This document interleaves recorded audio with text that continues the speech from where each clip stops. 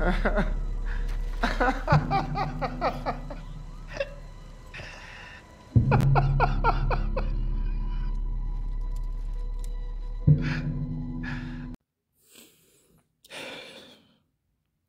sorry, everyone. I'm a little emotional. Because you don't understand what I've had to deal with for this entire day. At the time of me recording this, it is 2:41 p.m. I have been trying to upload this video since 9 in the morning. If you're seeing this right now, I uploaded. I'm not even sure while I'm recording this that it'll be saved and it'll actually work because I have been staring at pending and an infinite upload symbol that won't move. It got so bad. I'm going on 2 days with no sleep, by the way. It's gotten so bad I had to call customer service. The customer service. Wait, don't interrupt me, Kawhi. You sat out the game. You can sit out for a little while longer. I've been having this problem for the better part of a few days. I need help. I asked customer service. They connect me with Angie. Angie's like, thank you so much for bringing this concern to us. I'm sorry that you've been having a problem uploading videos. I appreciate your effort and sharing your concern with us. I understand how much this means to you. Angie! I don't care, Angie! The Clippers lost and I need to talk shit and you guys won't let me! I thought this would take a while, but I saw the line decreasing quickly. It only took a few minutes. I'm like, wow, customer service must really be moving quick. No, it's because no one's being helped with anything. And you know, through all of this, I remembered something.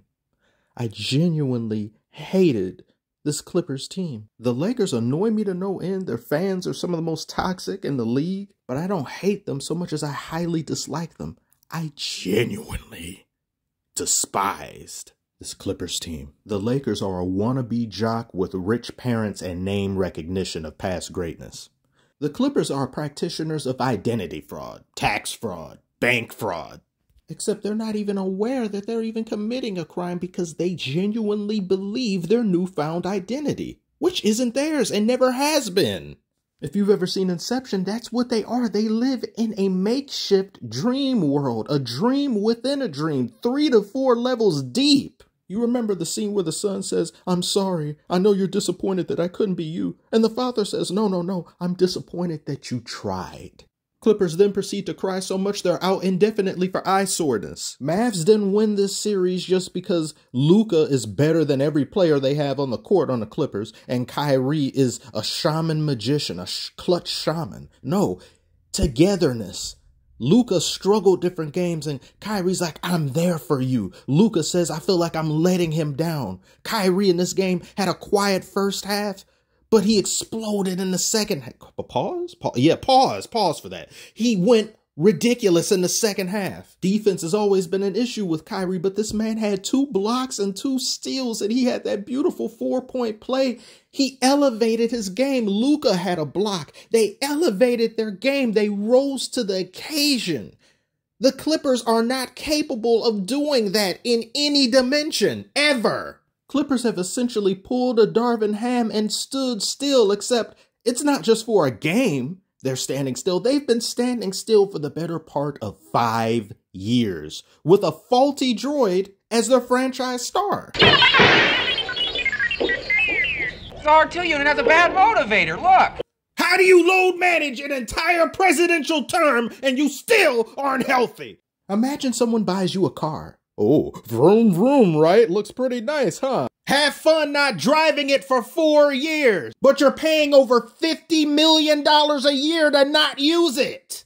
There'll be a few days in the year you'll be able to drive to the car repair shop. Other than that, you're not going anywhere. This guy was healthy and available for like 1 year, and that 1 year was a 3-1 blown lead that people just seem to forget about, or they don't blame him for because he just doesn't talk. He doesn't have a personality for you to roast, so people just say, nah, I'm bored, I'd rather go somewhere else. Like, let's roast LeBron, let's get angry about LeBron. What about this guy here?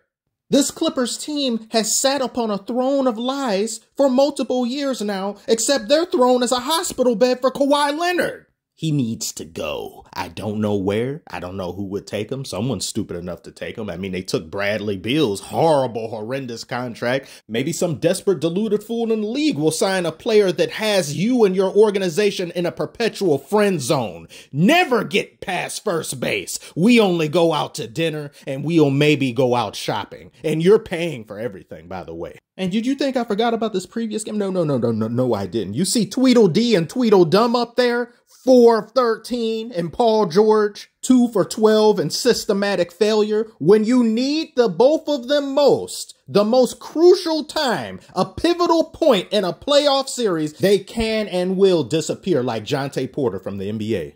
And then this game in particular, Paul George was 2 for 10 from three-point range. And you had Harden over here 0 of 6. And you had Westbrook who was 2 for 11 and 0 for 3 from three-point range. Stop letting him shoot threes. Oh, but he played better this game. Instead of 2 for 11, he was 2 for 7. Yay. And all three of them had less points than Norman Powell. Not one person on the Clippers had more than 20 points except Norman Powell. They are nothing more than a collection of overpaid janitors. But due to the sheer volume of money they make, we have to pick a more professional term to call them. Custodians! Luka wasn't playing well either. Silence! The man was suffering from knee soreness and he was sick. And he still beat the brakes off of you.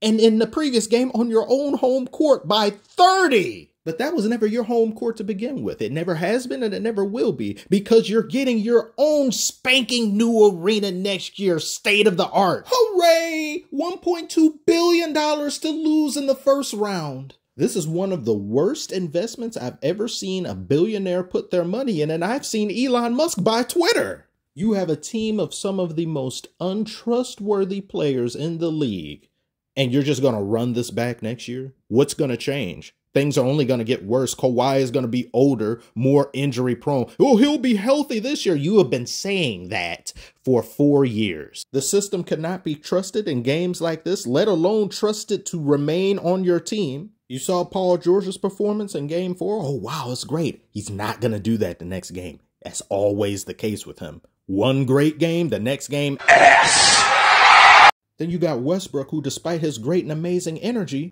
can be a liability for your team in late game situations and just a liability period through it seems like a good portion of some of these games, which is why you've had him coming off the bench. But Ty Lue will figure it out. Go ahead, Ty. These bowling pins can be salvaged, right? I don't think so. Maybe the new arena will boost their stats next year. And you know why I said they were like the Lakers in the beginning of this video is because they thought they could assemble stars and talent their way to a title like the Lakers have done in the past. You cannot do that. You are taking a blueprint of someone else's and trying to make it work for you instead of, I don't know, establishing an identity. Just because it can work for the Lakers doesn't mean it should work for you. It's not even really working for the Lakers anymore. And the sheer audacity of this undeserved arrogance. I hope whoever came up with this got fired, or at least got a wedgie or a swirly, or both at the same time. This is pure ringless activity. This has never made a finals behavior. I'd make fun of you guys being sent to Cancun, but that place is too nice for you. No, go to Saskatchewan. Maybe there you can make the finals. Goodbye.